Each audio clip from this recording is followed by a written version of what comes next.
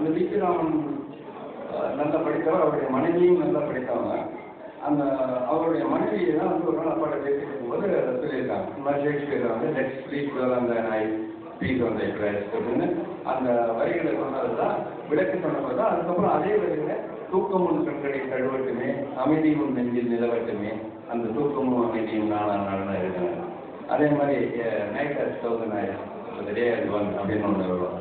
இரவுக்கு 1000 கண்கள், பகலுக்கு ஒன்றே ஒன்று அப்படின்னு.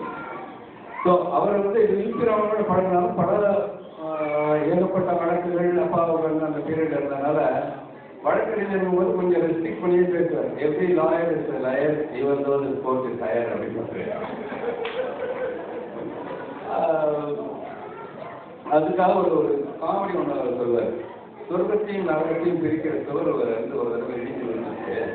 இந்த சுவரை வந்து யார் கட்டுறது அப்படிங்கிறது சொர்க்கத்தில் இருக்கிறவங்களுக்கும் நரகத்தில் இருக்கிறவங்களுக்கும் ஒரே பிரச்சனை வந்துச்சு. நீ தான் கட்டணும், இல்லை நீ தான் கட்டணும் அப்படின்னு 2 பேரும் சண்டை போட்டுருந்தேன். கட்டல சொர்க்கத்தில் இருக்கிறவங்க சொன்னாங்க, நான் வந்து வழக்கு போட போகிறேன் அப்படின்னா நரகத்தில் இருக்கிறவங்க இருக்காங்க, உன்னால் வழக்கே போட முடியாது. ஏன் எல்லா வக்கீலும் இங்கே இருக்கா? இவர் வந்து இந்த வழக்குகள் வந்து ஏற்பட்ட வழக்கு அப்பா மேலே ஏற்பட்ட கேஸ் போட்டதுனால அவருடைய அந்த இப்போ இங்கே கடையில் வந்தபோது கூட அந்த இறைவன் வருமானம் சாங் பாடியிருந்தாங்க. இந்த இறைவன் வருமானம் சாங் கேட்டபோது எனக்கு ஒரு இது தோணுது. அந்த படம் வந்து சாந்தி நிலையம்ங்கிற படம். பாடல்கள் எழுதுறாங்க. பாடல்கள் வந்து 5 பாட்டு, 4 பாட்டு ஒரே சுச்சுவேஷன்ல 4 பாட்டு வருது. இல்லைங்க, ஃபர்ஸ்ட் சுச்சுவேஷன் என்ன, அந்த பொண்ணு வந்து 6 குழந்தைங்களை கூட்டிகிட்டு வெளியே போகிறாங்க, அங்கே ஒரு பாட்டு. சரி, அடுத்தது 6 குழந்தைங்களை கூட்டிகிட்டு வெளியே போகிறாங்க, அங்கே ஒரு பாட்டு. அடுத்தது 6 குழந்தைங்களை கூட்டிகிட்டு வெளியே போய் இதே ஒரே சூழல் தான், சூழல் ஒன்று தான். ஆனால் அப்படி பார்க்கும்போது அந்த ஒரு சூழலுக்கு விதவிதமான பாடல்கள் வந்து அமைஞ்சது அந்த படத்தில் தான். கடவுள் ஒரு நாள் உலகிற்கான தனியே வந்தாரான்னு ஒரு சுச்சுவேஷன் கேட்டாங்க. அடுத்ததுக்கு வந்து செல்வங்களே தெய்வங்கள் வாழும் இல்லங்களேன்னு ஒரு பாட்டு. அப்புறம் இறைவன் வருவான், அவர் என்றும் நன்மை தருவான், பூமியில் இருப்பதும் வானத்தில் பறப்பதும் அவரவர் எண்ணங்களே. இது எதுக்காக சொன்னா, காதல் பாட்டுன்னு சொன்ன உடனே காதல் பாட்டை எழுதி அந்த காதல் பாடல் அடுத்த ஒரு 3வது சுச்சுவேஷன் பார்த்தீங்கன்னா திருப்பி காதல் பாடல் வந்து இந்த வரிகள் ஏதாவது ஒரு வரி இல்லாமல் இருக்காது. அதோட தாக்கம் அது. ஏன்னா ஒரே சுச்சுவேஷன் ஒரே இதில் வரும்போது வார்த்தைகளும் திரும்ப வரது வந்து தவிர்க்க முடியாத ஒரு விஷயம். அப்பாவுடைய பாடல்கள் பெரும்பாலான பாடல்கள் வந்து அப்படி வரவே வராது. அதுதான் அவருடைய தனித்தன்மையும் கூட. சொல்ல வேண்டிய விஷயத்தை அழகாக சொல்கிறது. இப்போ திருவிளையாடல்களில் வந்து சௌந்தரராஜகுமாரனுடைய மகளா அவர் வந்து அவருடைய அந்த பிறவியின் பயன் வந்து இவனை திருமணம் செய்து கொள்ள வேண்டும், சிவன் வந்து திருமணம் செய்து கொள்ள வேண்டும்ங்கிறது அந்த அது நீதி சேவை கட்டி கொண்ட சமுத்திர பொண்ணு நெருங்கி பார்ப்பதா சொல்லிக்கிறாங்க. திருமணத்துக்காக சொல்றாரு. கயிறு போட்டு வலையை வீசி வளைக்கவில்லையா, நீ வந்து உன்னுடலில் கலக்கவில்லையா, கலக்கும் போது அந்த இன்பம் பிறக்கவில்லையா, அதை பிறந்த பின்பும் முன்குறிப்பு அடங்கவில்லையான்னு தன்னுடைய காதலை வந்து அவ வந்து தன் திருமணத்துக்காக தான் பிறந்திருக்கா அப்படிங்கிற மாதிரி சொல்லுவார். அதே மாதிரி தமிழ் வாலி அவர்களை பற்றி நீங்க சொன்னாங்க. வாலி அவர்களை பற்றி நான் சொல்றதா இருந்தா, என்னுடைய சின்ன வயசுல இருந்து வாலிங்கிற ஒரு பேரை கேட்டாலே எனக்கு கோபம் வரும். நான் வாலியை வந்து ஒரு வில்லனாலே நினைச்சிருக்கேன். என்னன்னா பள்ளியில் படிக்கும்போது என்னை தீர்ந்ததுக்கான வார்த்தையே வந்து அதுதான். கண்ணதாசனோட வாலி நல்லா எழுதுவாங்க, யாராவது இருக்கா அவனோட ஒரு சண்டைக்கு போய் தகராறாயி நான் படித்த பள்ளியினுடைய வாரியார் எல்லாமே வந்து ஐரிஷ் ஃபாதர். அவங்களுக்கு கண்ணதாசனையும் தெரியாது, வாலியும் தெரியாது. இவங்களுக்கு எதுக்காக சண்டை போடுறாங்கன்னு தெரியாது. ஆனால் ஒவ்வொரு வாரமும் அந்த சண்டையை வர என்னை கொண்டு போய் ஓரமாக உட்கார வச்சுருவாங்க. அந்த ஒரு சூழலை ஒரு திருமணத்துக்கு அழைப்பதற்காக வீட்டில் நடந்த ஒரு கல்யாணத்துக்காக பத்திரிகையை கொடுத்து அனுப்பிச்சாங்க. வாலியை கொண்டு போய் கொடுத்துட்டு வாங்க.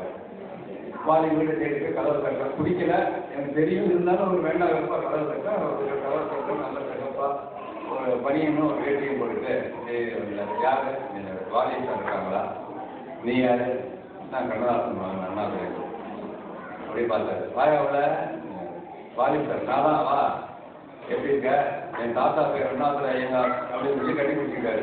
அன்னையிலேருந்து அவர் இறந்த 2013 ஜனவரி அன்னைக்கு போய் அவரை பார்த்து ஆசீர்வாதம். ஒவ்வொரு வருஷமும் வாலியை பார்த்து பேசிட்டு வருவார்.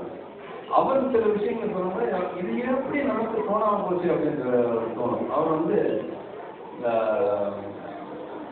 அவரை வந்து மீண்டும் சினிமா பாடல் வந்து மயக்கமா கலக்கமா. ஆனா அந்த மயக்கமா கலக்கமாக நமக்கு புரிஞ்சதோட வாலி சொல்லும் போது வித்தியாசமா இருக்கும். ஒவ்வொரு கேள்வியா கேட்கிறையா, அந்த ஒவ்வொரு கேள்விக்கும் ஒவ்வொரு வரியில பதில் வருவாங்கல்ல. மயக்கமா கலக்கமா, மனதிலே குழப்பமா, ஆமா மனசுல குழப்பம். வாழ்க்கையில் நடக்குமா, ஆமா நடுப்போம். என்ன பண்ண சொல்றாங்க, வாழ்க்கையினால் ஆயிரம் இருக்கும், வாசல் தூரம் வேதனை இருக்கும், வந்த துன்பம் எதுவும் என்றாலும் வாழை நின்றால் ஓடிவிடாது. இதே ஒரு தெரியாதாக்கும் உனக்கும் கீழே உள்ள ஒரு இப்படி வந்து ஒவ்வொரு வரிக்கும் அடுத்த வரையில வந்து பதில் இருக்கு அப்படின்னு அவர் சொல்லிட்டு வாலிபர். இளையராஜா அப்படின்னு சொன்னாங்க. இளையராஜா வந்து ஒரு சுச்சுவேஷனுக்கு அதுதான் சொல்லியிருந்தாங்க. டியூன் பண்ணாங்க, 1000 மலர்களை பாடினாங்க இல்லையா. அதில் வந்து இளையராஜா அவ்வளோ கஷ்டப்படுறா லான்னு ஒரு லைனா போடுறாரு. வந்து 1000 மலர்களே மலர்கள் நமது இல்லம் பாடுங்கள் ஆடுங்கள் ஒரு சொல்லி இளையராஜாவுக்கு கோவம் வந்துட்டேன். நான் இவ்வளவு நீளமா ஒரு டியூன் சொல்லிட்டு ஒரு பிரிச்சுதான் வார்த்தையை சொல்றாரு. பாடி பார்த்தா தான் தெரியுது கரெக்டா அந்த அளவுக்குள்ள சொல்றாரு அப்படின்னு. நான் இளையராஜாவுடைய முதல் படம் நான் உதவியாளராக வேலை பார்க்குறேன். அன்னைக்கு வந்து நான் அசிஸ்டன்ட் டைரக்டர். அப்போ இளையராஜா முதல் முறையாக பார்க்கும்போது அறிமுகப்படுத்துறாங்க கண்ணதாசனுடைய பாடல்கள். அவர் பேசிட்டு இருந்தாரு. அந்த பாடல்கள் அந்த படம் முடிஞ்சு அடுத்த படம் அவர் வந்து 3வது படம் தான் வந்து பாலூட்டி வளர்த்துக்கிட்டேன்னு ஒரு படம். அந்த படத்தில் இளையராஜா முதல் முறையாக பாட்டு எழுதுறாரு. நான் தான் அப்பா கூட்டிகிட்டு போறேன். அப்பாட்ட சொல்றேன், இந்த மாதிரி புது மியூசிக் டைரக்டர் இளையராஜான்னு ஒரு மியூசிக் டைரக்டர் யாரு தெரியல அப்படின்னு போனவங்க தெரிஞ்சிச்சு. ஏன்னா ஜி.கே. வெங்கடேஷோட உதவியாளர்ன்றதுனால இளையராஜா தெரிஞ்சிச்சு. அப்படி பேசிட்டாங்க. அப்புறம் கொள்ளை போட்டாங்க. கொலையாக வந்திருக்கா, நிறைய சுற்றிவா, கொள்ளையடிப்பவன் இங்கே இருக்கான், கூட்டத்தில் பார்க்கணும் அப்படின்னு ஒரு ககையரா சொல்லிட்டு கண்ணோடு கண்ணு 2 ஒன்னோடு ஒன்று கண்ணமில்லை முள்ளமில்லை பூவிலே கண்ணா ஓடோடி வா அப்படின்னு சொல்லி அடுத்த வரை ராஜாவான்னு விட்டாரு. ராஜாவுக்கு அப்படி ஒரு சந்தோஷம். அப்பா வந்து நீ நல்லா வரணும்னு சொல்லி எனக்கு வார்த்தை சொன்னார் அப்படின்னாரு. அதே மாதிரி அப்பா கண்ணதாசன் சொன்னப்போ இங்கே சொன்னார். அது மாதிரி அவருடைய முதல் பாட்டு அவருடைய பெயர் எல்லாமே காணாரு. அதில் 2 3 விட்டு போச்சு. கண்ணதாசன் கவிஞர் கண்ணதாசன் எப்படி காணால் ஆரம்பிச்சோ அதே மாதிரி முதல் பாட்டு முதல் கவிதை வந்து கலந்தா திருமணமே, முதல் பாடல் வந்து கலந்தா திருமணமே உனக்கு கனவெல்லாம் நனவாகும் பொழுதுனமே. முதல் கவிதை வந்து காலை குடித்தெழுந்து கருஞ்சாந்து கொட்டுமட்டு கார்பூங்கள் கருணாக பார்க்கணுன்னே கார்பூங்கள் பின்னலுக்குன்னு அவருடைய கவிதை. அது 2மே காணும். அதே மாதிரி கடைசியில் எழுதின பாடல் வந்து கண்ணே கலைமானே. கடைசியில் எழுதின கவிதை வந்து கருவறை தொடங்கி கல்லறை வரையில் வருவதும் போவதும் வரைமுறை என்று அப்படிங்கிற ஒரு கவிதை. இதில் எல்லாமே அவருக்கு காணாத அமைஞ்சது. அதே மாதிரி அறம் விழுந்த வார்த்தைகள் வந்து அப்பா பெரும்பாலும் உபயோகப்படுத்த மாட்டார். நார்மலாக யாரையும் திட்டுறதா இருந்தால் நம்ம சொல்றது படிச்சிடும் அப்படின்னா அதுவும் அவருக்குன்னு ஒரு அந்த ஒரு சக்தி இருந்ததுன்னு நினைக்கிறேன். ஏன்னா பிரகதி ஸ்டுடியோ அப்படின்னு ஒரு ஸ்டுடியோ இருந்துச்சு. இந்த பிரகதி ஸ்டுடியோவில் வந்து அப்போதான் வந்து சினிமா வந்து செட்டுக்குள்ள மட்டுமே எடுக்கப்பட்ட ஆவணங்க. வெளியே வந்து படம் எடுக்க மாட்டாங்க. செட்டு சொல்லி எல்லாரும் ரெடியாகிட்டு ஷூட்டிங் போனால் ஒரு செட்டை மாற்றி வேற யாருக்கும் கொடுத்துட்டாங்க அந்த ஸ்டுடியோக்காரங்க. இவர் போய் கேட்குறாரு, 4 இடத்துல ஷூட்டிங் இல்லை செட்டு கிடையாது அப்படின்னு. போச்சோம் ஸ்டுடியோ எப்படி படியா அப்படின்னு சத்தம் போட்டு வந்தார்.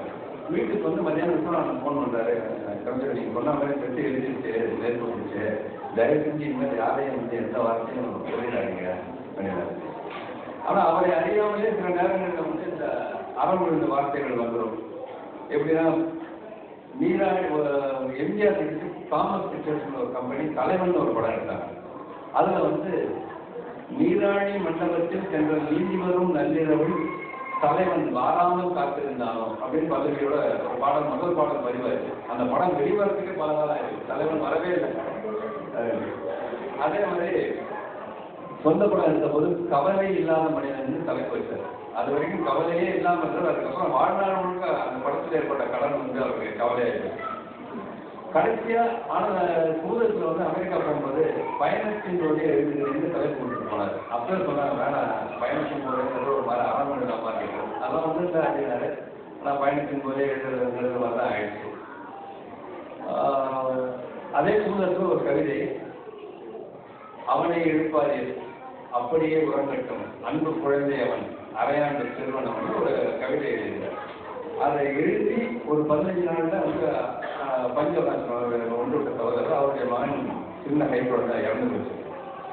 அப்போதான் அந்த ஒரு கவிதை வந்து அந்த அறம் படிக்கிறவங்கிற ஒரு ஃபீல் வந்துச்சு. முத்துமணி பள்ளத்தில் முளைத்தெழுந்த சிறுகீரை, தத்தும் கிளி தேவதார உதிர்த்த இலை, கொத்துமலர்கள் ஒன்றாய் கூடி சமைத்த முகம், 10 மாதம் கூட பாலன் வயதாகவில்லை, செத்து கிடக்கிறான், திருத்தபடி கிடக்கிறான், மைகளையா கண்ணீர் மணிபதித்த சிப்பி என சின்ன எண்ணிமொழி செல்வம் புறங்கிறான்னு ஒரு கவிதை. அதில் சொல்லுவார், அவனை எழுப்பாதீர் அப்படியே தூங்கட்டும் என்றே நான் எழுதியதின் ஈரம் உலகவில்லை, 7 நாள் ஆகும் முன் இளங்கன்று தூங்கிவிட்டான், அறம்பாடி விட்டேனோ அரியே சிறு குருவி திறம்பாட மாட்டான் சொத்தகரை பாடுகிறேன் அப்படின்னு சொல்லி அந்த அறம் விழுந்த வார்த்தைகள் வரக்கூடாது அப்படிங்கிறத ஒரு இதாக இருந்தது.